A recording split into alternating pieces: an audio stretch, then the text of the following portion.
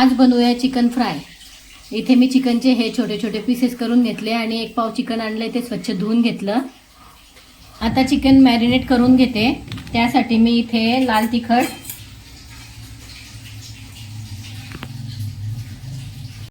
थोडी धना पावडर,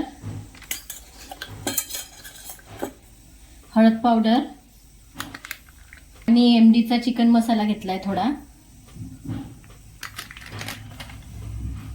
आणि चवीनुसार मीठ आणि हाफ लिंबूचा रस।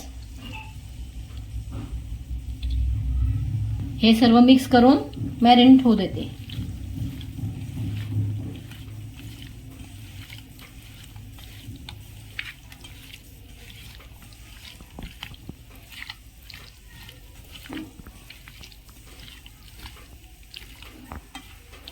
दहा ते 15 मिनिटांसाठी आपण त्याला मॅरिनेट होऊ देऊ। चिकन छान मॅरिनेट झालंय, तेल पण छान तापलेलं आहे। आता त्यात मी तळून घेते।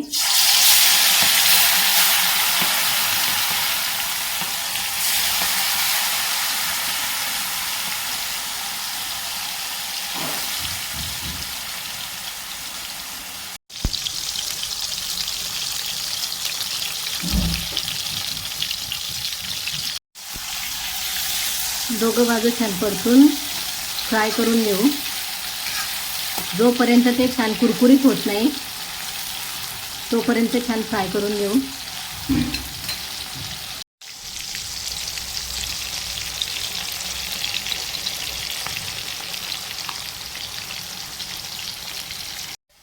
चिकन छान कुरकुरीत फ्राय झालंय, तर ते काढून घेते।